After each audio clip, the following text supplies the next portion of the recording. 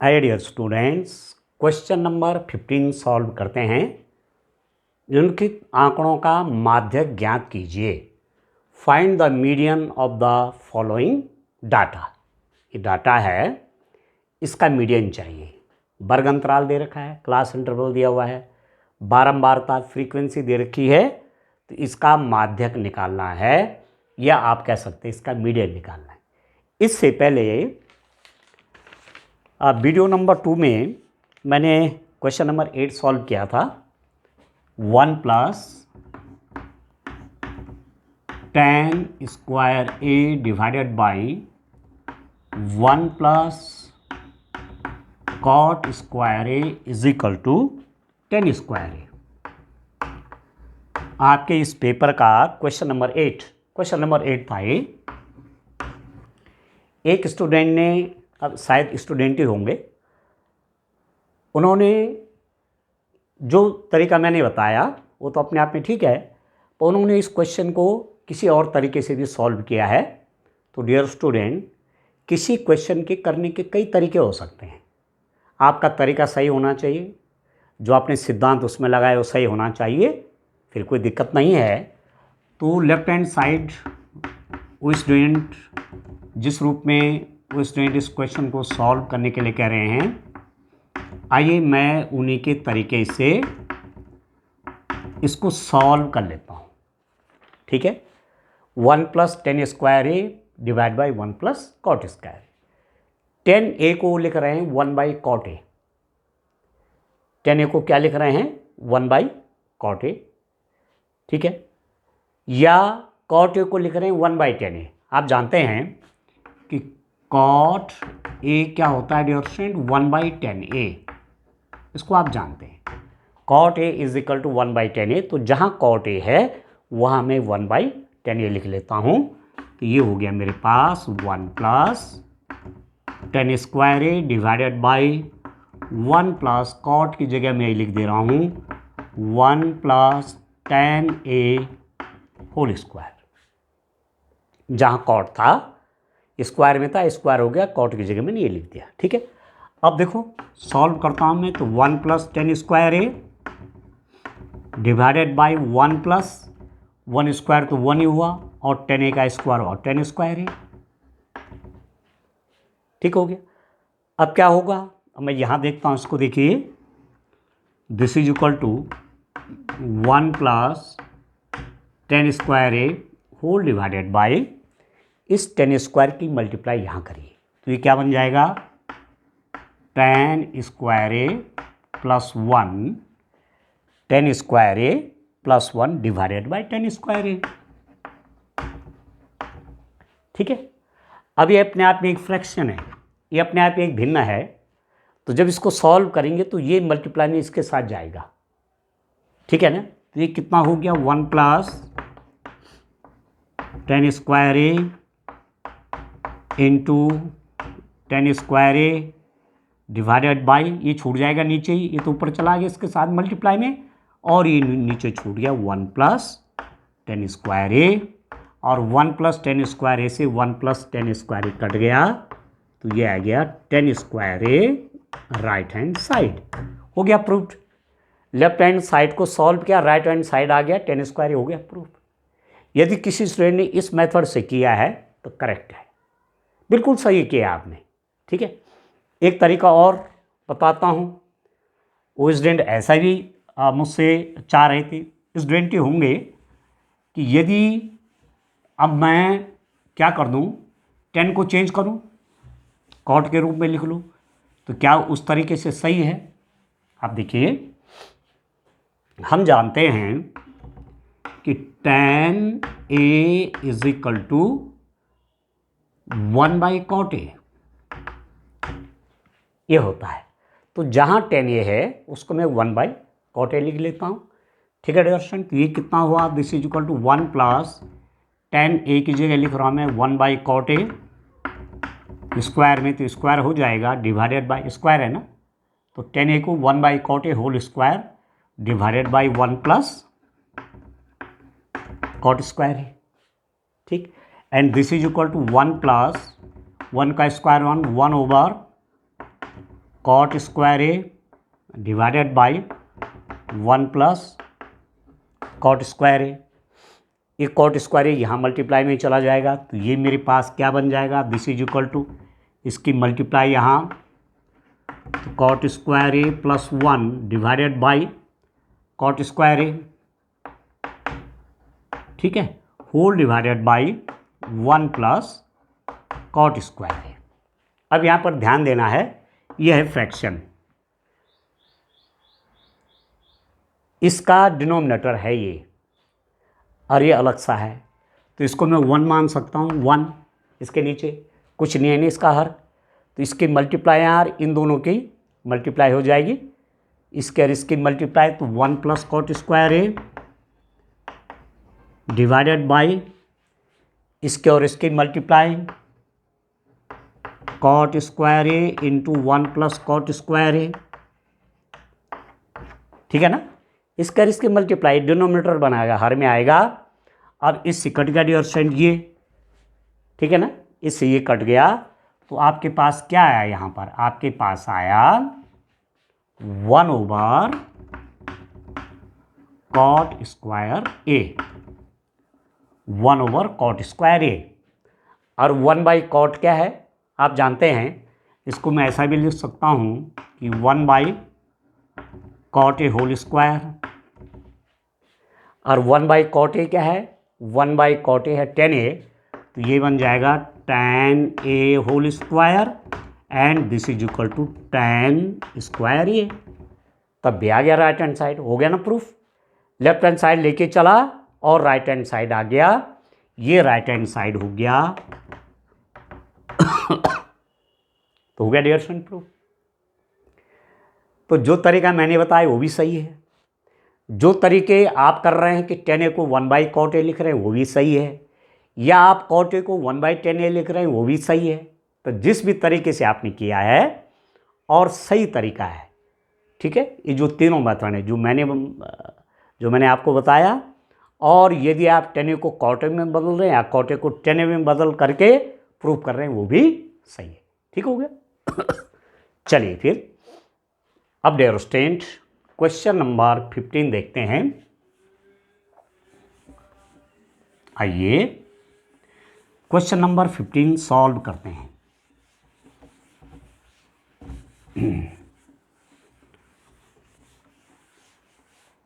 तो dear student आइए next question, हमने क्या करना है, हमने माध्यक निकालना है, मीडियन हमको निकालना है इस डाटा का, इस डाटा का हमको मीडियन चाहिए, माध्यक चाहिए, ठीक है।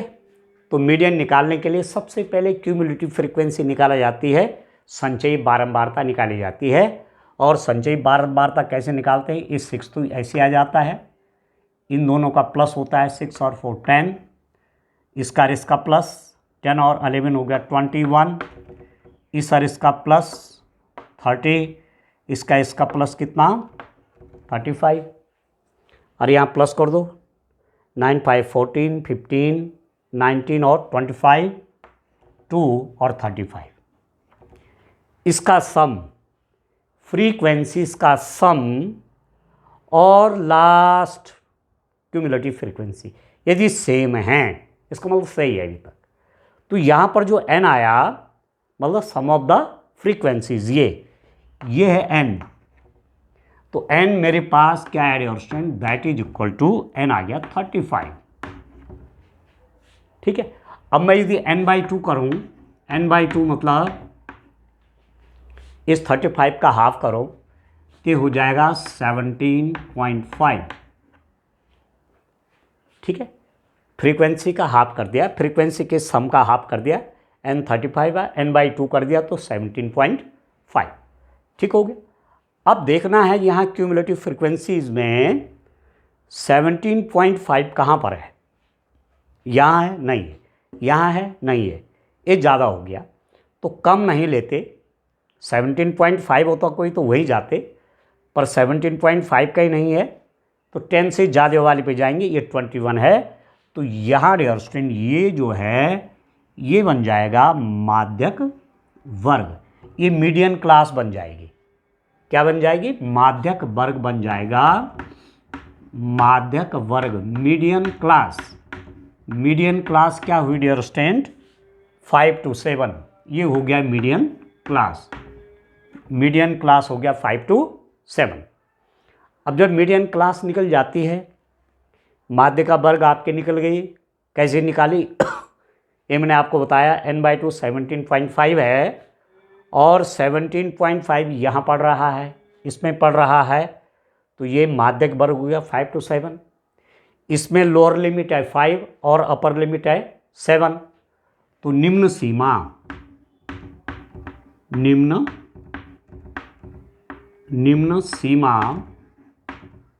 निम्न सीमा L = 5, लोअर लिमिट, निम्न सीमा का मतलब क्या हुआ, लोअर लिमिट, ठीक है, लोअर लिमिट ये होगी। और इसको बोलते हैं फ्रीक्वेंसी, ये हो जाता है F, मीडियन क्लास की फ्रीक्वेंसी इसको बोलते हैं F = 11। और जो मीडियन क्लास की क्यूमुलेटिव फ्रीक्वेंसी है, संचयी बारंबारता है, उससे पहले वाले को बोलते हैं CF, ठीक है। तो यहाँ पर CF कितना है, CF आपका 10 हो गया। और क्लास इंटरवल का डिफरेंस जिसको H बोलते हैं ना, H कितना हो जाएगा, 3-1 कर लीजिए, चाहे 5-3 करिए, चाहे 7-3 करिए, 7-5 करिए, 2 हो जाएगा, ठीक है। H आपका 2 आ गया, ठीक है। अब फॉर्मूला आपको याद होना चाहिए, माध्यिका क्या होती है, मीडियन, माध्यक, माध्यिका बोलिए, माध्यक बोलिए, मीडियन का फॉर्मूला होता है dear student, L + n/2 - CF divided by F × H, ये फॉर्मूला है, माध्यक का फॉर्मूला है, ये मीडियन निकालने का फॉर्मूला है। अब सब कुछ बढ़िया निकाला हुआ है, तो वैल्यू रखनी है। L कितना है, L 5 है, 5 + n/2 कितना है, 17.5 है, माइनस क्यूमुलेटिव फ्रीक्वेंसी कितना है, 10 है, 10/F कितना है, F 11 और इंटू H कितना है, 2, ठीक हो गया, H की वैल्यू 2। अब सीधा कैलकुलेशन कर लेता हूँ डियर स्टूडेंट, ठीक है, सीधे मैं इसको कैलकुलेट कर लेता हूँ, कितना आता है, ठीक है, कैलकुलेशन ही रह गया है, कैलकुलेशन आप ठीक से कर लेंगे तो आपका आंसर सही आ जाएगा, ठीक है। चलो अब इसकी आवश्यकता तो है नहीं, यहाँ मैं जगह बना लेता हूँ सॉल्व करने के लिए। तो देखिए डियर स्टूडेंट, अब इसके आगे सॉल्व कर लेते हैं। अब तो सिंपल हो गया, फॉर्मूला आपने लगा दिया, अब कैलकुलेशन करनी है। मेरे पास हो गया मीडियन बराबर 5 प्लस, आप देखिए 17.5 में 10 माइनस किया तो ये हो गया 7.5, 7.5 डिवाइडेड बाय 11 × 2, 7.5 को 2 से मल्टीप्लाई करेंगे तो कितना हो जाएगा, 5 + 7.5 इंटू 2, ये हो गया 15/11। 15 में 11 का भाग देना है, पूरा पूरा जाएगा नहीं, तो यहाँ पर डिवाइड करके देखते हैं, 15 × 1 = 15, 11 × 1 = 11, ये बच गया 4, डेसिमल लगाए, 0 करिए, 11 × 3 = 33, 706, लगभग 1.36, तो 5 + 1.36, और इन दोनों को प्लस करोगे 5.00 और 1.36 को प्लस करेंगे आप तो 63 हो गया डियर स्टूडेंट, 6.36। तो आपका जो माध्यक आया, मीडियन आया डियर स्टूडेंट, वो कितना हो रहा है, दिस = 6.36, ठीक है, 6.36 आ गया डियर स्टूडेंट। इस रूप में करना है, ठीक है। चलिए आइए नेक्स्ट क्वेश्चन सॉल्व करते हैं। आइए क्वेश्चन नंबर 16 देखिए डियर स्टूडेंट, एक थैले में 4 लाल और 6 काली गेंदें हैं। इस थैले में से एक गेंद यादृच्छया निकाली जाती है। ये जो शब्द है ना यादृच्छया, एट रैंडम, इसका मतलब ये क्वेश्चन प्रोबेबिलिटी का है। यादृच्छया मतलब बिना देखे, थैला है तो बिना देखे, थैला पीछे रखा है आप निकाल रहे हैं हाथ से बिना देखे, या कमरे में अंधेरा है कुछ नहीं यार, कोई बैग आपके पास वहाँ है, कोई बैग आपने देखा उसके अंदर आप हाथ डाल रहे हैं बिना देखे, क्योंकि अंधेरे में कुछ दिखेगा नहीं, तो ऐसे आप कोई बॉल निकाल रहे हैं, वो है यादृच्छया। एक गेंद यादृच्छया निकाली जाती है। इसकी प्रायिकता क्या है कि गेंद लाल हो। लाल गेंद आने की प्रायिकता, बिना देखे थैले में से एक बॉल निकाली, वह लाल होगी, इसकी क्या प्रायिकता है, यह है प्रश्न। In a bag there are 4 red and 6 black balls. A ball is taken at random from the bag. What is the probability that the ball drawn is red? Bag में 4 रेड एंड 6 ब्लैक बॉल्स हैं। एक ball at random निकालनी है, ठीक है, without peeling there, without using your open eye, ऐसे देख के नहीं करना, ठीक है। बाय गेस आप निकाल रहे हैं कोई बॉल, तो वो क्या है, उस इवेंट को क्या बोलेंगे, एट रैंडम, ठीक। What is the probability that the ball drawn is red. अब देखो थैले में कुल गेंदें, 2 मार्क्स का क्वेश्चन है। थैले में कुल गेंदों की संख्या, total number of balls in the bag. अब हिंदी मीडियम स्टूडेंट के लिए मैं लिख रहा हूँ, इंग्लिश मीडियम स्टूडेंट के मैं साथ साथ बोल रहा हूँ, ठीक है, तो वो समझ जाएंगे, क्योंकि मैथ्स में लैंग्वेज इतना ज़्यादा प्रॉब्लम क्रिएट नहीं करती। मैं हिंदी में लिख रहा हूँ, थोड़ा इंग्लिश में भी बोल रहा हूँ, तो आप इंग्लिश मीडियम स्टूडेंट आसानी से लिख लेंगे। Total balls in the bag कितने हो गए, 4 रेड हैं और 6 ब्लैक हैं, तो 10 बॉल्स कुल हो गए, ठीक है। लाल गेंदों की संख्या, थैले में लाल गेंदों की संख्या, total number of red balls in the bag, how much, 4, ठीक है। प्रायिकता का फॉर्मूला आप जानते हैं, प्रायिकता is equal to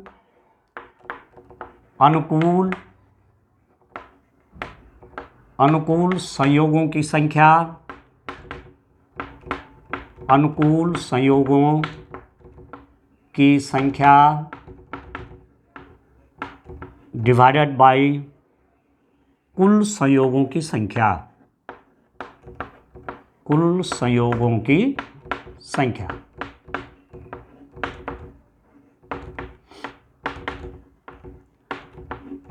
probability is equal to total number of favourable events divided by total number of events, number of favourable events divided by total number of events. तो favourable कितना है, अब देखो लाल गेंद निकलने की प्रायिकता, लाल गेंद निकलने की प्रायिकता, लाल गेंद निकलने की प्रायिकता, probability of getting A red ball, probability that the ball drawn is red, ऐसा भी लिख सकते हैं आप। लाल गेंद निकलने की प्रायिकता, जो गेंद निकली प्रायिकता ज्ञात कीजिए कि वो लाल है, probability that the ball drawn is red is equal to अनुकूल संयोग, मतलब लाल बॉल आपको चाहिए, तो लाल बॉल कितने हैं वहाँ, 4, कोई एक निकल जाए तो ये अनुकूल हो गए 4, डिवाइडेड बाय कुल संयोग, total number of events, ball total कितने हैं वहाँ 10, ठीक है। और ये फ्रैक्शन आ गया ना, तो इसको लोएस्ट फॉर्म में रखते हैं, ठीक है, निम्नतम रूप में रखते हैं भिन्न को, तो काट लेते हैं, 2 2 जा 4, 2 5 जा 10, तो ये हो गया डिस्टेंस 2/5 आ गया, ठीक है। चलिए नेक्स्ट क्वेश्चन देखते हैं, आइए। डियर स्टूडेंट, क्वेश्चन नंबर 16 में इंटरनल चॉइस है, आंतरिक विकल्प। या तो जो मैंने अभी किया, या तो वो करना था आपने, या तो ये करना था। दोनों नहीं करने, दोनों करेंगे तो मार्क्स एक में मिलेगा। ठीक है, तो अथवा है, आप देखिए, 52 पत्तों की एक अच्छी प्रकार से फेंटी गई एक गड्डी में से एक पत्ता निकाला जाता है। ताश की गड्ढे आपने देखे होंगे, ताश खेलते हैं ना लोग, देखे होंगे आपने ताश खेलते हुए। तो वो जो गड्ढे होते हैं उसमें 52 पत्ते होते हैं। ठीक है, एक पत्ता निकाला जाता है, अच्छी प्रकार से फेंटी गई। आप देखते होंगे उसको इस ढंग से करते रहते हैं, ऐसे आपने देखा होगा। वो मिक्सिंग का काम चलता रहता है, जिससे कि क्वेश्चन एट रैंडम पे चला जाए, मालूम ना चले। जब कार्ड बांटे जाएंगे, उल्टे रख के बांटे जाते हैं, तो कार्ड जब बांटे जाएं तो मालूम न चले किसके पास कौन सा पत्ता आ रहा है, वो एट रैंडम है। इसीलिए क्या दिया, अच्छी प्रकार से फीटी गई, खूब वेल सफल्ड किया गया है। हुकुम का पत्ता प्राप्त करने तथा प्राप्त न करने की प्रायिकता ज्ञात कीजिए। ठीक हो गया, हुकुम का पत्ता आए, एक पत्ता निकालना है, हुकुम का पत्ता आए या हुकुम का पत्ता ना आए, दो बातें होंगी। एक पत्ता निकाला, हुकुम का पत्ता है या हुकुम का पत्ता नहीं है, इसकी प्रायिकता चाहिए। ठीक, 1 card is taken out from a well shuffled deck of 52 cards. 52 cards का पैक है, आप जानते हैं। ठीक है, find the probability of getting a spade and not getting a spade. आप जानते हैं कि ताश की गड्डी में, ठीक है, ए डेक ऑफ 52 कार्ड्स, ठीक है, 52 कार्ड्स होते हैं ताश की गड्डी में, और वो 4 प्रकार के उसमें कार्ड होते हैं। नंबर 1 पान, इसको बोलते हैं हार्ट्स। दूसरा सॉरी, दूसरे नंबर का है ईंट, ईंट, डायमंड्स। ठीक है, तीसरा है चिड़ी, क्लब्स, और चौथे का है हुक्म, जिसको बोलते हैं स्पेड। ठीक है, ताश की गड्डी में ये जो डेक ऑफ कार्ड है उसमें 4 टाइप के कार्ड है। हार्ट है, डायमंड है, क्लब है, स्पेड है। हिंदी में कहेंगे तो पान के पत्ते, ईंट के पत्ते, चिड़ी के पत्ते, हुक्म के पत्ते। अब 52 में आप 4 से भाग करेंगे तो ये 13, ये भी 13, ये भी 13, ये भी 13, मतलब 13 जो पत्ते हैं वो पान के, हार्ट के। ठीक हो गया। तो डियर स्टूडेंट, इन 52 कार्ड्स में 13 कार्ड्स किसके, पान के, हार्ट्स के, 13 कार्ड्स हैं डायमंड के, ईंट के, 13 हैं क्लब्स के, चिड़ी के, 13 हैं हुक्म के, स्पेड। ये हिंदी में, इधर इंग्लिश में। ठीक है, तो एक कार्ड खींचना है और प्रायिकता ज्ञात करने के हुक्म का है। इसका मतलब हुक्म के पत्ते कितने हैं वहाँ, 13 पत्ते हुक्म के, और 52 में से 13 क्या हैं, हुक्म के हैं, 13 क्या है, स्पेड हैं। इसका मतलब ये फेवरेबल इवेंट हो गए, फेवरेबल इवेंट 13 और टोटल इवेंट 52। ठीक है, तो चलिए मैं अब इसको लिखता हूँ, क्वेश्चन को सॉल्व करता हूँ आगे। आप देखिए, आप देखो डियर स्टूडेंट,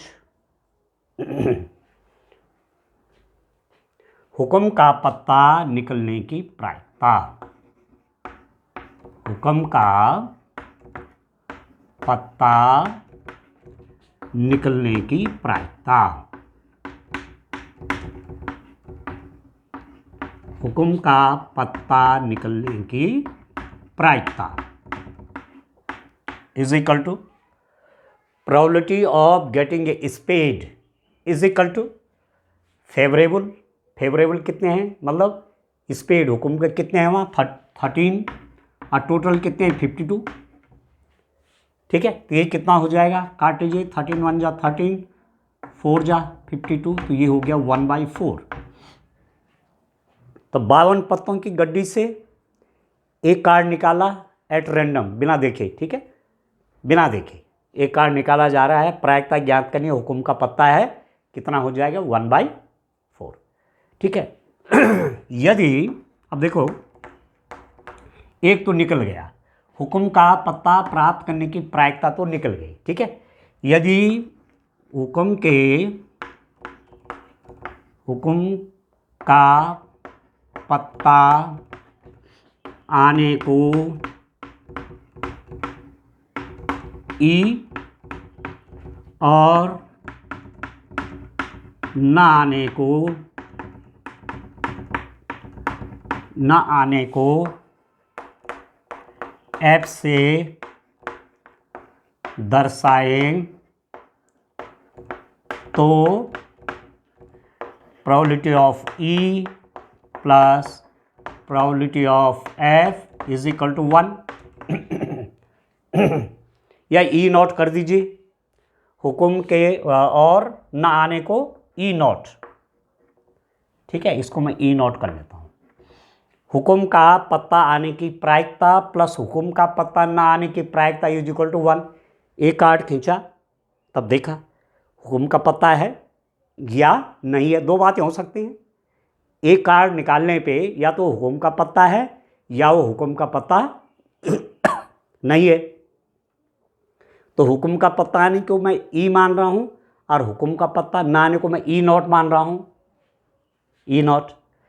तो हुक्म का पत्ता आने की प्रायिकता प्लस हुक्म का पत्ता ना आने की प्रायिकता, दोनों को प्लस करेंगे तो 1। ठीक है, और प्रोबेबिलिटी ऑफ ई, हुक्म का पत्ता आने की प्रायिकता 1/4 plus probability of E not is equal to 1। तो probability of E not is equal to 1 minus 1/4 और probability of E not is equal to 4 1 जा 4, 4 माइनस 1 3, 3/4, 4 1 जा 4, 4 माइनस 1 3/4। अब ई नॉट मतलब हुक्म का पत्ता न आने की प्रायिकता। ठीक है, हुक्म का पत्ता न आने की प्रायिकता हुक्म का पत्ता न आने की प्रायिकता बराबर 3/4। बस ऐसा करना था ये, ऐसा समझे। या ऐसा भी कर सकते हैं, दूसरा तरीका ये है कि आप इसको ऐसा भी कर सकते हैं। ये तो आ गया, एक तरीका तो ये है। दूसरा तरीका ये है कि हुक्म का पत्ता ना आने की प्रायिकता, यदि आप इसको ऐसा भी करते, ऐसा भी लिखते यहाँ पर कि हुक्म का पत्ता ना आने की प्रायिकता, हुक्म के पत्ते केवल 13 हैं 52 में से, बाकी कितने हैं 52 में से 13 है ना, बाकी पत्ते कितने हैं 39। ये 39 पत्ते क्या हैं, हुक्म के नहीं हैं। तो 39/52, 13 × 39, 13 चौके 52, तो बराबर 3/4। ऐसा भी कर सकते हैं। किसी ने यदि इस रूप में किया है तब भी सही है, और इस रूप में किया है तब भी सही है। ठीक है, चलिए फिर नेक्स्ट क्वेश्चन करते हैं डियर स्टूडेंट। आइए क्वेश्चन नंबर 17 देखते हैं डियर स्टूडेंट। कुलदीप ₹10,000 निकालने के लिए बैंक गया। उसने खजांची से ₹200 और ₹500 के नोट देने के लिए कहा। कुलदीप बैंक में गया और वो 10,000 निकालना चाहता है, पर जो कैशियर है वहाँ पर, खजांची बोलते हैं ना, कैशियर जो रुपए देते हैं बैंक में, उनसे कहा कुलदीप ने कि मुझे नोट कैसे चाहिए, 200 के और 500 के। ठीक है, कुलदीप ने कुल 26 नोट प्राप्त किए। तो कैशियर ने कुछ 200 के और कुछ 500 के कितने नोट दिए, 26 नोट दिए। ठीक है, ज्ञात कीजिए कि उसने ₹200 और ₹500 के कितने कितने नोट प्राप्त किए। और 26 नोट कुलदीप के हाथ में आ गए, 200 और 500 के। अब आपको निकालना है कि 200 के कितने रहे होंगे और 500 के कितने रहे होंगे। ठीक है ना, ये आपका काम है, आप मैथमेटिक्स पढ़ रहे हैं तो ये काम आपको करना है। कितने कितने नोट 200 के थे और कितने नोट 500 के थे, ठीक है। ये है प्रश्न। Kuldeep went to a bank to withdraw ₹10,000. He asked the cashier to give him ₹200 and 500 note only. Kuldeep 10,000 rupees Kuldeep को चाहिए बैंक से, पर कुलदीप कैशियर से कहता है कि मुझे रुपीज़ जो चाहिए मेरे 10,000 वो 200 और 500 के नोट चाहिए, ठीक है। Kuldeep got 26 notes in all. Cashier ने कुलदीप को 26 नोट दिए, कुछ उसमें 200 के हैं, कुछ 500 के हैं। तो find how many notes of 200 and ₹500 receive. तो आपको निकालना है कि कुलदीप को 200 के कितने नोट और 500 के कितने नोट कैशियर ने दिए। तो चलो मान लेते हैं हम तो अलजेब्रा में बीजगणित में यही देखते हैं कि जब कोई चीज़ हमें मालूम नहीं होती तो हम XY मान लेते हैं। तो न तो हमको ये मालूम कि 200 के कितने नोट हैं और ना हमको ये मालूम कि 500 के कितने नोट हैं, तो मान लेते हैं, ठीक है। दोनों के मान लेते हैं डियर स्टूडेंट। माना ₹200 के नोटों की संख्या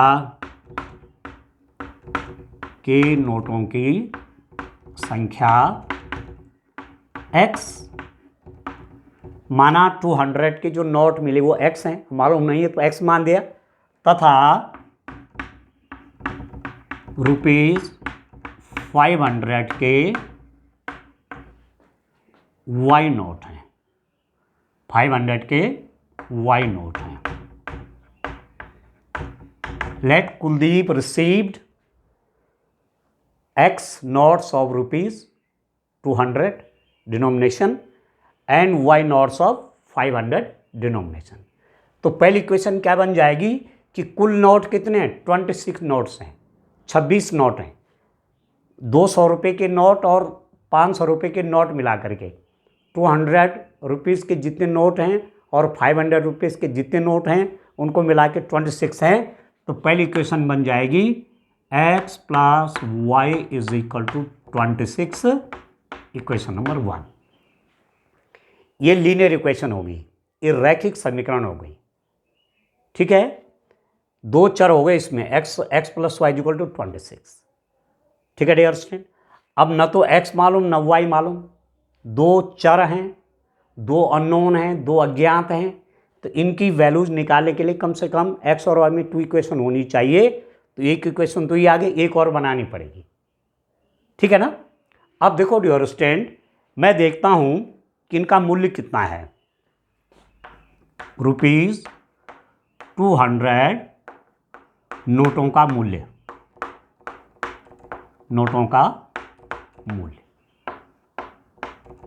ठीक है।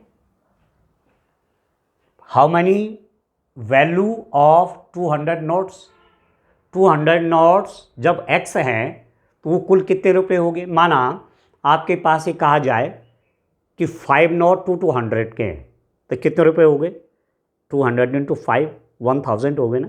तो ऐसे तो है 200 के कितने नोट हैं X, तो कुल कितने रुपए हो गए हो 200X, 200 × X, 200X रुपये हो गए, ठीक है। और ₹500 नोटों का मूल्य कितना हो गया। जो 500 के नोट हैं उनकी संख्या कितनी है, उनके नंबर कितने हैं Y। अब एक नोट 500 का है, जैसे मैं कहूँ कि 4 नोट हैं 500 के, तो कितने रुपीज़ हो गए, आप बोलेंगे 500 × 4, तो 500 के कितने नोट हैं Y, ठीक है। तो टोटल कितने रुपए बनी उनके 500Y, ठीक है। तो कुल मूल्य कितना हो गया इनका, कुल मूल्य टोटल वैल्यू कितनी हो गई। 200 नोट्स के जो वैल्यूज़ है कुल रुपये 200 रुपये वाले नोटों का कुल मूल्य इतना हो गया, इतने 200 रुपये के हो गए, इतने 500 रुपये को जब आप गिनते हैं ना रुपयों को तो अलग अलग गड्ढे बनाते हैं, 200 के एक और 500 के एक, ऐसे बनाते हैं अलग अलग। पहले 200 को गिनते हैं, इतने हो गए, माना 200 के 5 हैं तो आप कहेंगे 1000 हो गए। माना आप कहते हैं 500 के 4 हैं तो 500 इंटू 4 हो गया 2000। अब दोनों को प्लस कर दिया तो ऐसे इन दोनों को प्लस कर लूँगा, कुल मूल्य हो गया dear student 200x plus 500y। परंतु हमको दिया हुआ है सीन्स कि 200x प्लस 500y, हमारे हिसाब से तो नोटों का मूल्य ये आया कुल कुलदीप को इतने रुपए मिले, कुलदीप रिसीव्ड दिस अमाउंट, पर कुलदीप को रुपये कितने हैं मिल रहे हैं बैंक से 10,000। इसका मतलब ये वैल्यू किसके बराबर है 10,000। अब देखो 2 जीरो यहाँ भी हैं, 2 जीरो यहाँ भी, 2 जीरो ये भी हटा दीजिए सब जगह से। आप ये भी कह सकते हैं कि 100 से डिवाइड कर लीजिए, तो दिस इम्प्लाइज दैट ये बन जाएगा 2x। 100 से डिवाइड कर रहा हूँ यहाँ भी, यहाँ भी, यहाँ भी, तो 2x प्लस या 100 से डिवाइड होगा तो 5y, या 100 से डिवाइड होगा तो 100। इक्वेशन नंबर 2 ये आ गया डियर स्टूडेंट। अब x और y में एक इक्वेशन और मिल गई, ठीक है ना। x और y में हमें एक इक्वेशन डियर स्टूडेंट और मिल गई, एक x और y में ये है और एक x और y में ये। अब सॉल्व करना है, ठीक है। तो एलिमिनेशन मेथड से करते हैं, बिलोपिंग विधि से। ऐसा कर लेता हूँ, इक्वेशन नंबर 1 में 5 से मल्टीप्लाई कर लेता हूँ, तो ये बन जाएगा 5x plus 5y into 26 into 5, अर्थात उसमें से इसको माइनस कर लेता हूँ। तो समीकरण एक में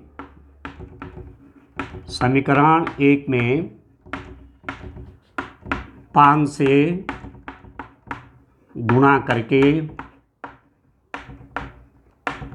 समीकरण 2 को उसमें से घटाने पर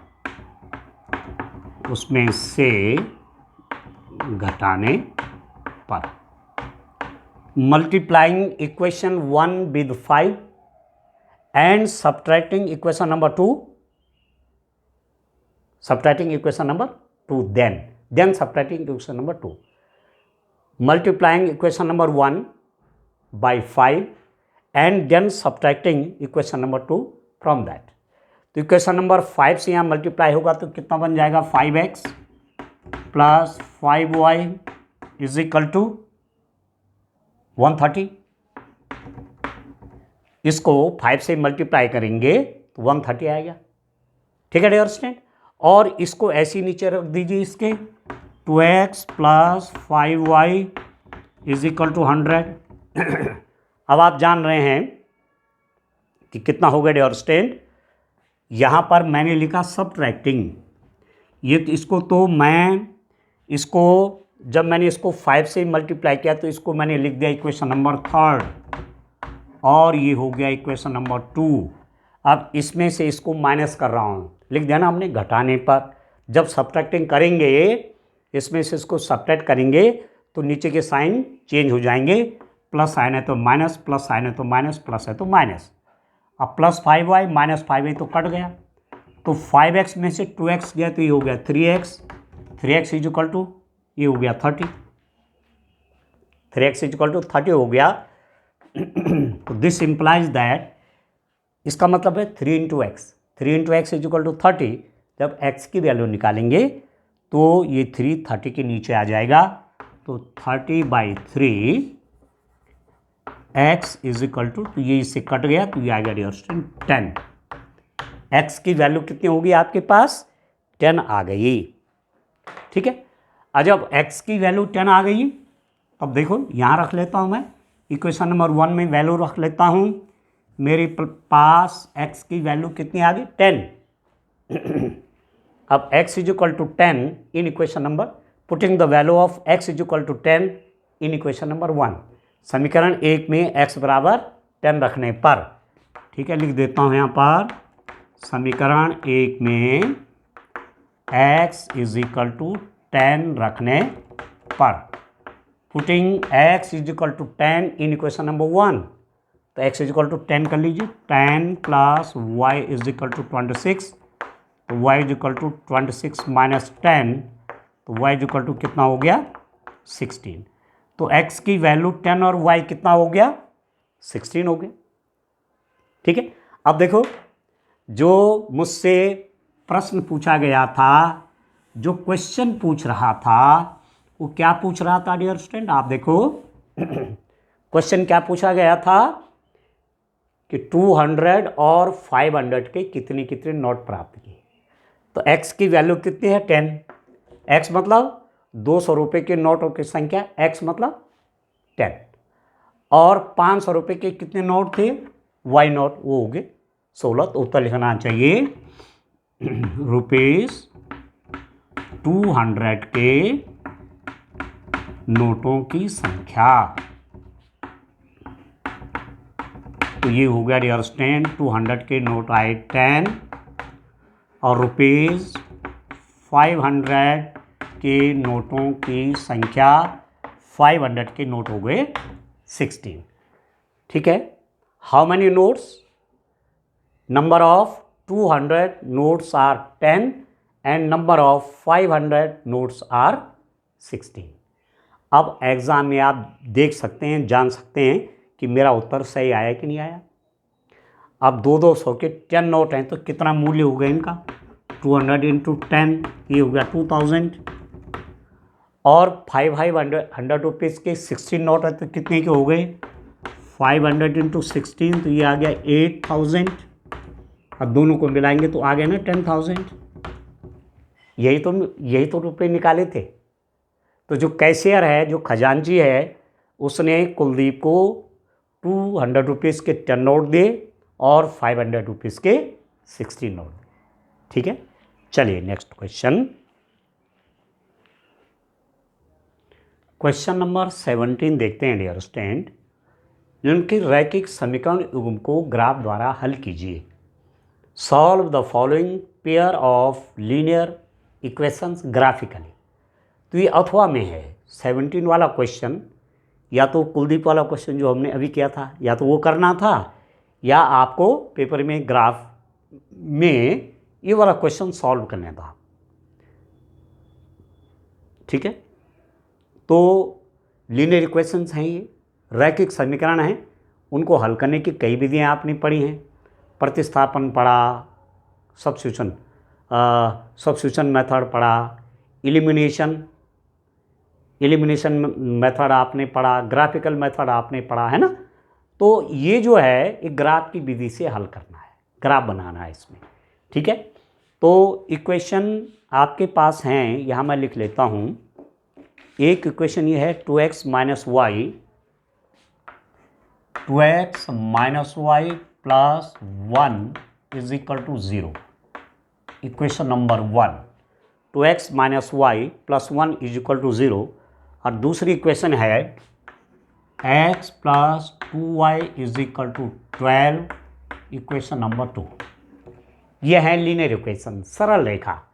सरल रेखा मतलब रेखा क्यों बोल रहे हैं इनको, सरल रेखा क्यों कह रहे हैं कि जब हम इनको खींचेंगे, इसका ग्राफ बनाएंगे तो एक सरल रेखा आएगी, एक रेखा आएगी, और जब इसका ग्राफ बनेगा तो एक रेखा आएगी। ठीक है, और इनको पहचानने का तरीका है कि x की भी एक घात और y की भी एक घात, 1 power of x and 1 power of y, 1 power of x and 1 power of y। तो लीनियर इक्वेशंस हो गई। ठीक है, सरल रेखा हो गई। अब कैसे ग्राफ खींचेंगे, आप देखिए, एक रेखा को खींचने के लिए at least there is the need of 2 points. किसी रेखा को खींचने के लिए न्यूनतम 2 बिंदु चाहिए। दो बिंदु हमें मालूम हो गए तो रेखा खींच जाएगी। एक बिंदु से अनंत रेखाएं जाती हैं, through 1 points infinite number of lines में passes, but through 2 points only 1 line passes. 2 बिंदुओं से केवल एक ही रेखा जाती है। तो 2 बिंदु प्राप्त कर लेते हैं और उनसे रेखा खींच लेते हैं। आइए, तो पहले समीकरण 1 देखिए, या ठीक है, समीकरण 1 लिख देता हूं। समीकरण 1 आपके पास क्या है, 2x माइनस वाई, ए प्लस 1 वहाँ ले जाता हूँ, ये हो गया आपका -1 आ गया। ठीक है, 2x minus Y is equal to -1। अब इसके लिए डियर स्टूडेंट मैं टेबल बनाता हूँ। इसके लिए मैं टेबल बना लेता हूँ एक, मतलब 2 बिंदु ले लेने मैंने। आप देखो ध्यान से,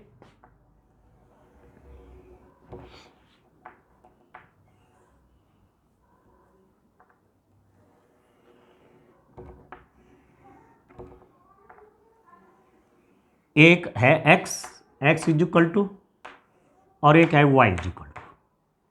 x की वैल्यू रख लेता हूँ और y की मुझे मिल जाएगी।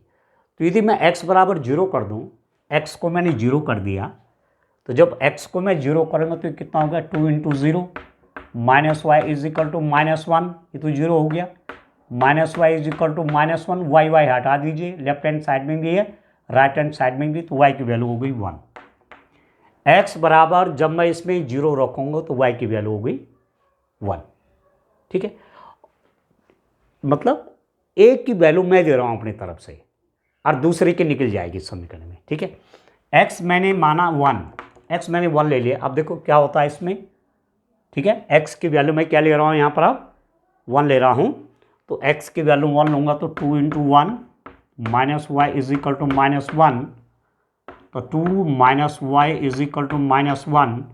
इस -1 को यहाँ ले लीजिए, 2 प्लस 1 -1 को यहाँ लागे प्लस हो गया, माइनस वाई वहाँ ले जाएंगे प्लस हो गया, और 2 प्लस 1 कितना हो गया 3, तो y की वैल्यू हो गई 3।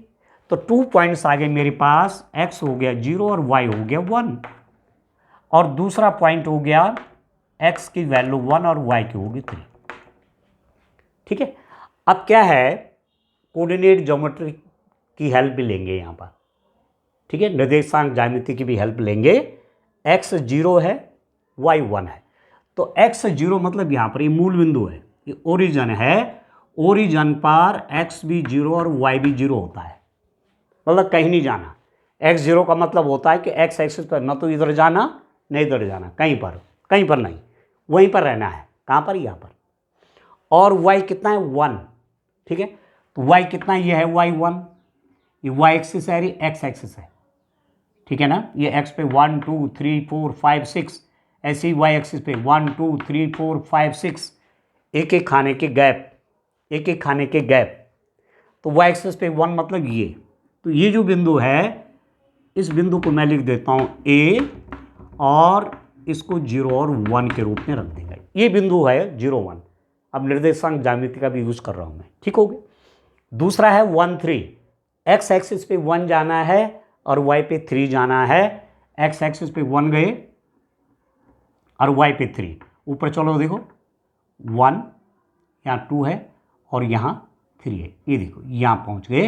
ये माना b पॉइंट है, क्या पॉइंट है ये, माना ये b पॉइंट है और उसके कोऑर्डिनेट है 1 3। ये अब इनको आप मिला दीजिए, एक बिंदु ये मिला, एक बिंदु ये मिला, इसको मैं मिलाते हुए रेखा आगे बढ़ा देता हूं। ठीक है, b यहां लिख देता हूं 1 3। अब इन दोनों को मिलाते हुए रेखा में स्केल मैं लगा दूंगा यहां पर ऐसे, और बच्चों ऐसे इसको खींच लूंगा। ठीक है,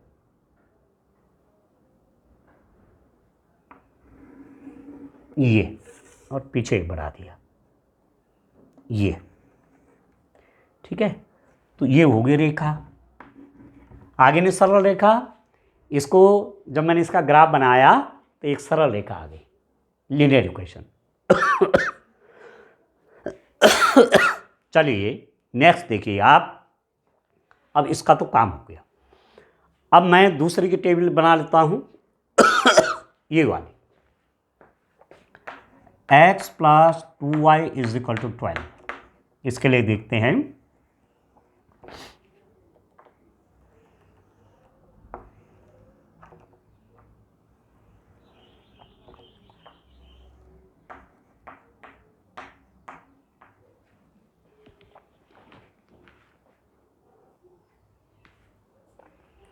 तो डियर स्टूडेंट आप देखो, x को मैं यदि 1 कहूं, ठीक है, x को मैं कितना कहता हूं या मैं x की जगह 2 रखता हूँ, कैलकुलेशन आसान हो जाएगी तुम्हारे लिए भी। x को मैं 2 रखता हूँ यहाँ पर, तो x की जगह पे 2 plus 2y is equal to 12, 2 वहाँ ले लो, 12 माइनस 2, 2 आएगा 10, तो वो आएगा 10/2, 2 पंजे ये हो गया 5, x 2 क्या y कितना हो गया 5 आ गया डियर स्टूडेंट। ठीक है, चलिए अब दूसरा मैं y की वैल्यू x की वैल्यू रखता हूँ 4। अपनी इच्छा से आप 1 2 3 0 कुछ भी रख सकते हैं। ठीक हो गया। अब आप देखो x मैंने 4 रखा, तो x जैसे मैं यहाँ पर 4 करूँगा, 4 plus 2y is equal to 12, 4 वहाँ जाएगा, तो 2y is equal to 12 minus 4, तो 2y इज इक्वल टू 8, तो y इज इक्वल टू 8/2, ये हो गया 4। तो y की वैल्यू भी कितनी आ गई 4 आ गई, x भी 4 और y भी 4। तो पॉइंट्स क्या क्या हुए डियर स्टूडेंट, बिंदु क्या क्या हुए, आप देखो 2 बिंदु हो गए मेरे पास। x की वैल्यू जब 2 थी तो y 5 था, x की वैल्यू जब 4 थी तो y भी कितना हो गया 4 हो गया। ठीक है, 2 पॉइंट हो गए। तो 2 5 कहाँ पर है, अब 2 5 देखो, x में 2 y में 5, x में 2 y में 5। अब चलिए ऊपर देखो, y में 1, इस सीध में y में 1 है ना, ये 1 है, ये 2 है, ये 3 है, ये 4 है, ये 5 है, ये 6 है।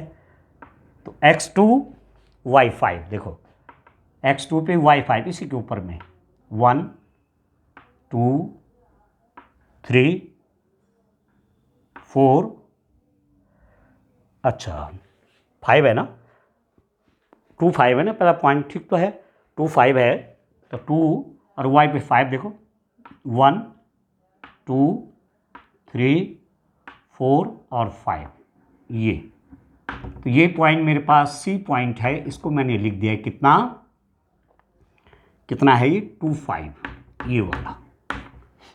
ठीक है, दूसरा है 4 4, x4 1 2 3 4, y4 कहाँ पर हो रहा है देखो, 1 2 3 और 4, ये हो गया आपका कितना हो रहा है, ये हो रहा है डियर स्टूडेंट, ये वाला पॉइंट मैं इसको D बोल दूं, तो ये हो रहा 4,4।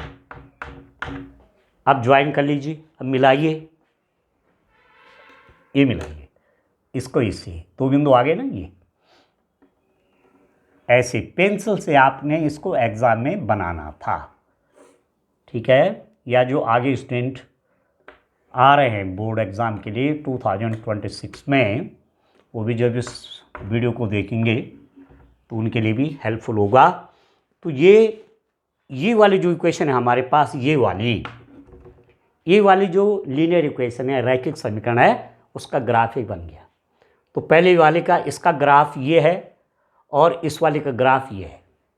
तो ग्राफ पेपर पर तो बड़े बड़े खाने होते हैं ना, तो उनको आप एक एक मान के चलेंगे, एक्स एक्सिस पे भी एक एक और वाई एक्सिस पे भी एक एक। अभी दोनों जहां पर कट रहे हैं यही हल हो गया, जहां पर 2 रेखाएं कटती हैं वही उनका हल। उस बिंदु के निर्देशांक x कितने पे और y कितने पे, उस बिंदु पे x का मान वहां पर कितना है, y का मान कितना है, वही समीकरणों का हल हो जाता है। ठीक है, इनके रैखिक समीकरण युग्मों को ग्राफ द्वारा हल कीजिए। Solve the following pair of linear equations graphically. Solution मतलब सॉल्यूशन मतलब देखो, इस समीकरण में न तो x को हम जानते न y को जानते, इस इक्वेशन में न तो x को जानते न y को जानते, ये अननोन है। इनकी वैल्यू निकालना, x y की वैल्यू निकालना ही हल कहलाएगा, x और y की वैल्यू निकालना ही सॉल्यूशन कहलाएगा। तो ये निकल गया सॉल्यूशन, जहां पर दोनों कट रहे हैं। ये वाला पॉइंट इस लाइन पर भी है और इस लाइन पर भी है, ये वाला पॉइंट इस समीकरण में भी है और इसमें भी है। ठीक है, अभी कहां पर जाएगा आप देखो, इसको मैं जब नीचे लाऊंगा तो डियर स्टूडेंट आप देखो, एक तो ये 5 की सीध में है, बिल्कुल 5 की सीध में आप देखो, और नीचे लाऊंगा तो ये 2 की सीध में आ रहा बिल्कुल। यहां देखिए आप, ये वाला पॉइंट, तो ये हो गया आपके पास 2,5, जहां पर दोनों ने एक दूसरे को काटा। तो ग्राफ में आपको स्पष्ट दिख जाएगा, जब ये पॉइंट आपको दिखेगा तो आप देखेंगे x में और y में, तो y में 5 है और x में कितना है, 2 है। तो यही हल हो गया, x is equal to 2 and y is equal to 5।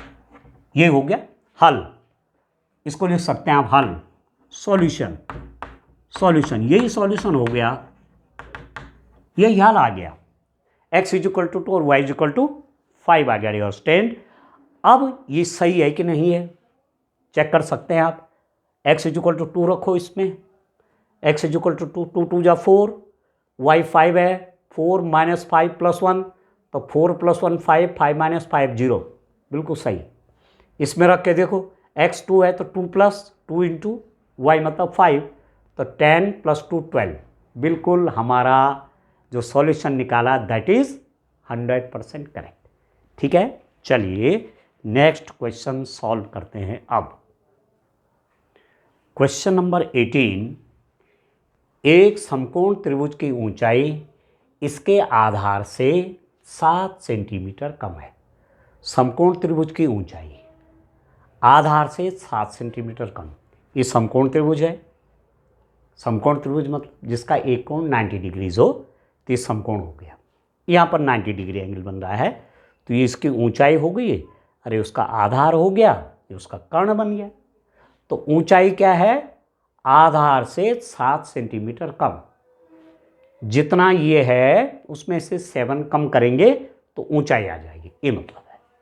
ठीक है, यदि कर्ण 13 सेंटीमीटर हो, ये दिया हुआ है, कर्ण कितना दिया हुआ है 13 सेंटीमीटर, समकोण के सामने की भुजा कर्ण, ये 13 सेंटीमीटर हो गया।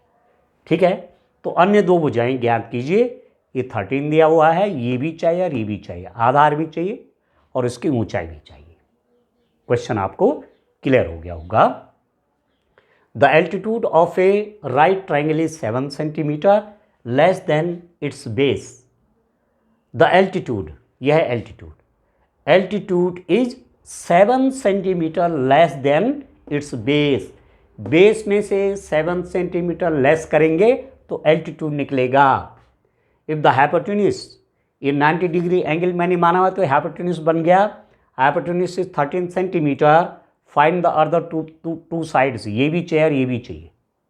अब न तो ये मालूम है ना ये मालूम, कैसे होगा, मानना पड़ेगा। ठीक है, क्या मान लेते हैं, माना आधार कितना सेंटीमीटर है x, let the base of this right angle triangle is x centimetre. ठीक है, माना आधार भुजा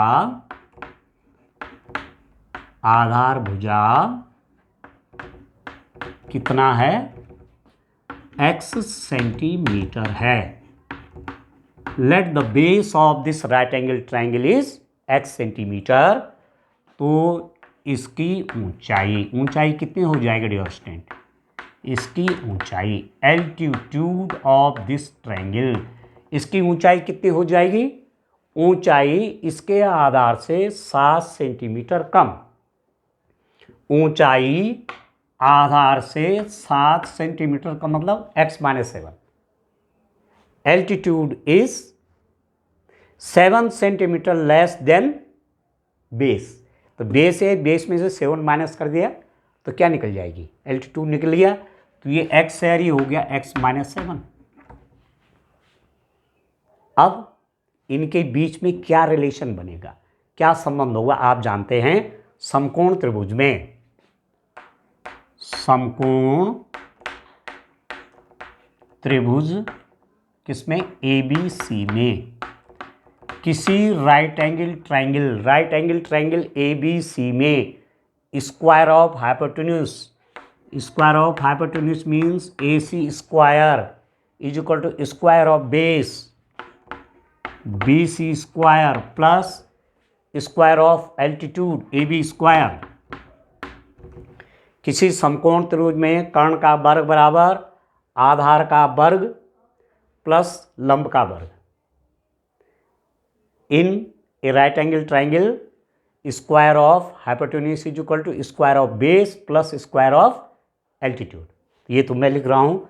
ये कितना है, ए सी 13 सेंटीमीटर है, बी सी कितना है, एक्स है तो X square plus A B कितना है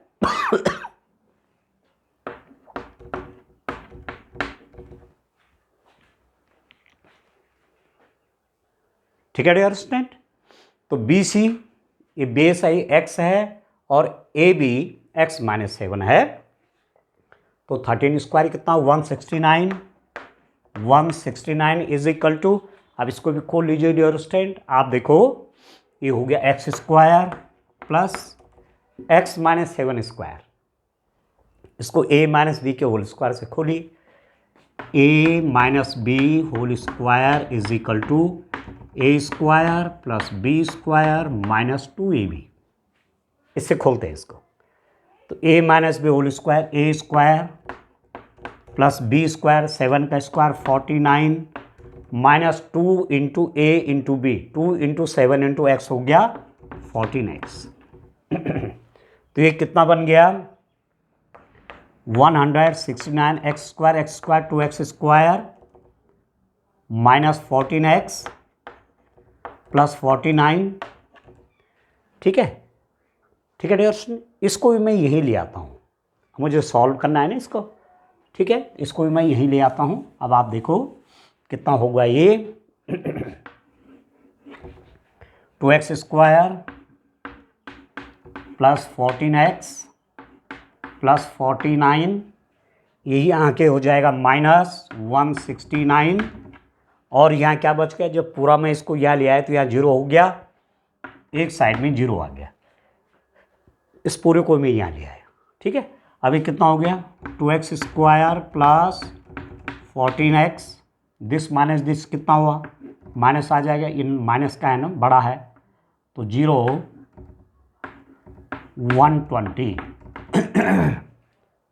ठीक है, पूरी इक्वेशन में 2 से डिवाइड कर लेते हैं। यहाँ भी 2 से भाग देंगे, यहाँ भी देंगे, यहाँ भी देंगे, तो ये बन जाएगा एक्स स्क्वायर, 2 से डिवाइड करेंगे तो 7x, यहाँ 2 से डिवाइड करेंगे तो 60 is equal to 0। X square plus 7x minus 60 is equal to 0 हो गया डियर स्टूडेंट। अब बात यह है, इसको सॉल्व करना है। ऐसे ही एक क्वेश्चन में था पीछे, ठीक है ना, सेम इक्वेशन आई थी, मुझे ऐसा याद हो रहा है। ये किस क्वेश्चन में रहा होगा डियर स्टूडेंट, ऐसी एक इक्वेशन बनी थी हमारी। हाँ, आप क्वेश्चन नंबर 12 देखिए। Question number 12, x square plus 7x minus 60 के मूल ज्ञात कीजिए। देखो इस क्वेश्चन को आप देखिए, क्वेश्चन नंबर 12 सेम इक्वेशन आ गई है, X square plus 7x minus 60 is equal to 0। ठीक है, तो वहाँ भी हमने किया हुआ है ये। ठीक है डियर स्टूडेंट, वहाँ भी किया हुआ है। ठीक है, अब साफ हो गया। चलिए अब बात ये है, बात ये आ रही है कि इसको हम हल कैसे करें। तो ये तो हमने क्वेश्चन नंबर 12 में भी किया हुआ है, पर चलो यहाँ पर भी करेंगे। अब आप देखो इसको हल करने का तरीका आप जानते हैं, ये बात आप जानते हैं किस रूप में हल करेंगे। आप देखो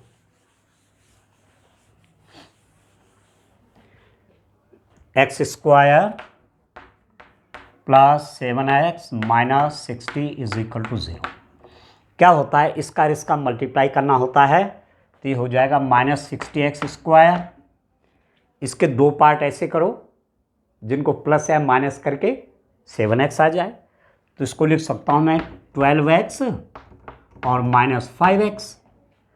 12x में से माइनस 5x गया तो 7x, और 12x और माइनस 5x का मल्टीप्लाई होगा तो माइनस 60x स्क्वायर होगा। ट्राइनोमियल त्रिपदीय। ठीक है, तो फैक्टर कैसे होगा, क्वाड्रेटिक इक्वेशन में ऐसा पढ़ा आपने द्विघात समीकरण में।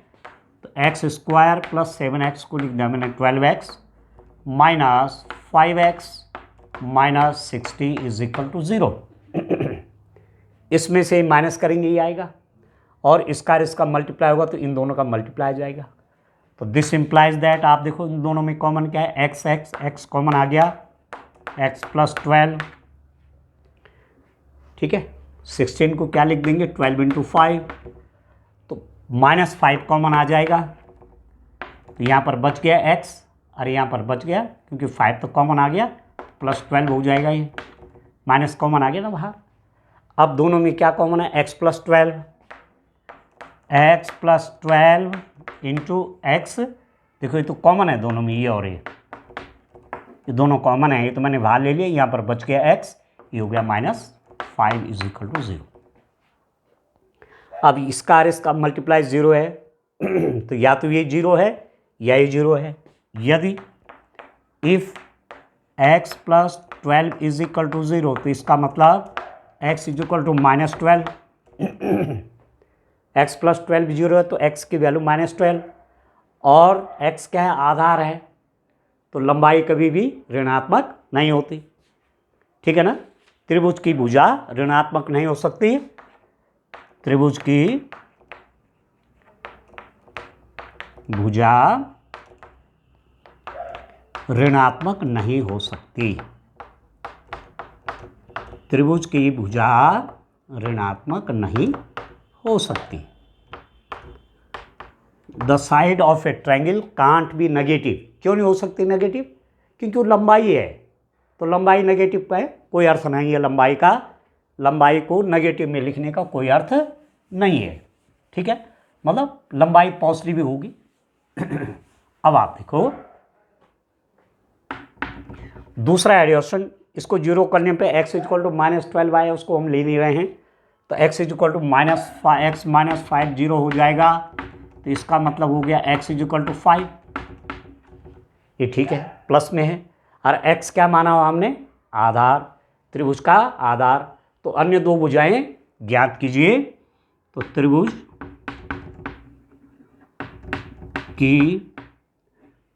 का आधार, बेस ऑफ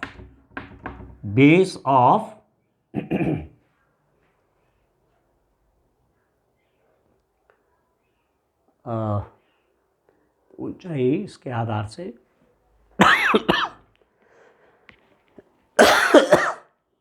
डियर स्टूडेंट्स, हमसे कहीं गलती हो गई, इसको नेगेटिव होना था, अब मैंने तो सब मिटा दिया, ठीक है ना, परंतु आपने पकड़ लिया होगा कि कहाँ गलती हुई है। चलिए कोई बात नहीं, एक बार फिर मैं और देख लेता हूँ इसको, हैं फिर से कर लेते हैं ज़रा, इसको नेगेटिव होना है, अदरवाइज़ ये होगा नहीं, फिर आधार 5 सेंटीमीटर हो जाएगा तो फिर ऊंचाई निकलेगी नहीं। एक बार फिर से देखते हैं कहाँ पर मिस्टेक हुई है। आइए, आई अंडरस्टैंड, इसको देखिए आप, क्या लिखा था हमने कि इसका स्क्वायर प्लस इसका स्क्वायर इज इक्वल टू इसका square, X square plus x minus 7 का square is equal to 13 square, ऐसा लिखा था ना। इसका स्क्वायर इज इक्वल टू इसका स्क्वायर प्लस इसका स्क्वायर, या ऐसा बोलो इसका स्क्वायर प्लस इसका स्क्वायर इज इक्वल टू इसका स्क्वायर, तो X square plus A minus B के होल स्क्वायर से A square plus 49 minus 14x, यहाँ पर संभवतः गलत हो गया वो, इज इक्वल टू इसका होल स्क्वायर 169, मुझे लग रहा हमने पॉजिटिव लिख दिया ना, सही कर लेना उसको, ठीक है। इसको मैं लेफ्ट हैंड साइड में ले लेता हूँ, एक्स स्क्वायर बन गया 2x square minus 14x plus 49, इसको लेफ्ट हैंड साइड में ले लेंगे, माइनस 169 इज इक्वल टू 0, तो ये कितना हो गया 2x square minus 14x minus 120 is equal to 0, इसमें माइनस होगा, 2 से डिवाइड करिए, X square minus 12x minus 60 is equal to 0। Actually ये इक्वेशन आई है, X square minus 7x minus 12 नहीं 7, 2 से डिवाइड कर रहा हूँ ना, यहाँ भी क्या 2 से एक्स स्क्वायर आ गया, यहाँ भी क्या 7 आ गया, यहाँ भी क्या 60 हो गया, x square minus 7x minus 60। तो जो क्वेश्चन नंबर 12 था उससे अलग हो गया थोड़ा, वहाँ पर प्लस था और बीच में प्लस 7x था उसमें, हमारा -7x है, वहाँ क्या था +7x, इसलिए क्वेश्चन वो थोड़ा अलग हो गया। ठीक है, तो कोई बात नहीं, चलिए अब इसको करते हैं। x² -7x -60 is equal to 0, 12 पंजे 60, तो x², अब मैं इसको ऐसा लिख देंगे, देखो x² -12x + 5x -60 is equal to 0। आप देखो -12x + 5x -7x, और इसके मैं मल्टीप्लाई करूँगा -12x × 5x का, तो -60x² आएगा। ठीक है, अब इसमें कॉमन क्या हो जाएगा, x कॉमन है, x -12, यहाँ पर 5 कॉमन हो जाएगा, तो x -12 इज इक्वल टू 0। ठीक है, कभी कभी मैथ्स में गलतियाँ हो जाती हैं, परंतु मैंने कब पकड़ा इसको, जब ये 5 आया और ऊंचाई निकालनी थी कि इससे 7 सेंटीमीटर कम, तो जब ये अपने आप में 5 है तो 7 सेंटीमीटर कम कहाँ से हो जाएगा, तो मेरे को लगा गलती हो गई है। ठीक है, फिर मैंने चेक किया तो मुझे पकड़ में आ गई बात, तो इन दोनों में एक कॉमन है, तो x -12 x + 5 is equal to 0, इन दोनों का मल्टीप्लाई 0 है, तो यदि x -12 0 है तो इसका मतलब x इज इक्वल टू 12। ठीक है, और यदि x + 5 0 है, इन दोनों का मल्टीप्लाई 0 मत, या तो ये 0 है तो x इज इक्वल टू -5, तो ये संभव नहीं है, क्योंकि भुजा कभी भी ऋणात्मक नहीं होती। त्रिभुज की भुजा ऋणात्मक नहीं होती है। The side of triangle is not negative, ऋणात्मक नहीं होती है, इसलिए जब वो ऋणात्मक नहीं होती है तो इसका मतलब x का मान क्या है, 12। ठीक है, x का मान क्या है डियर स्टूडेंट, x का मान आ गया 12, यहाँ पर मेरे पास आ गया x इज इक्वल टू 12, ये साइड आ गई 12। अरे क्या है, आधार भुजा, ये आधार भुजा है, आधार भुजा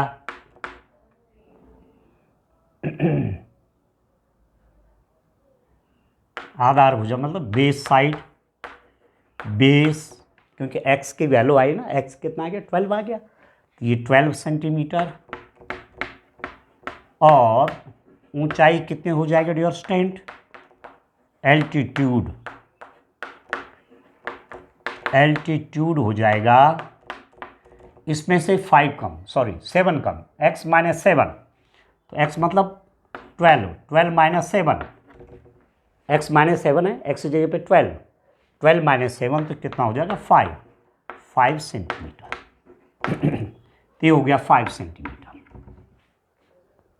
ठीक है, अब आप अपना आंसर भी चेक कर सकते हैं एग्जाम में, कैसे, आधार भुजा 12 और ठीक है, आधार भुजा 12 और ऊंचाई 5।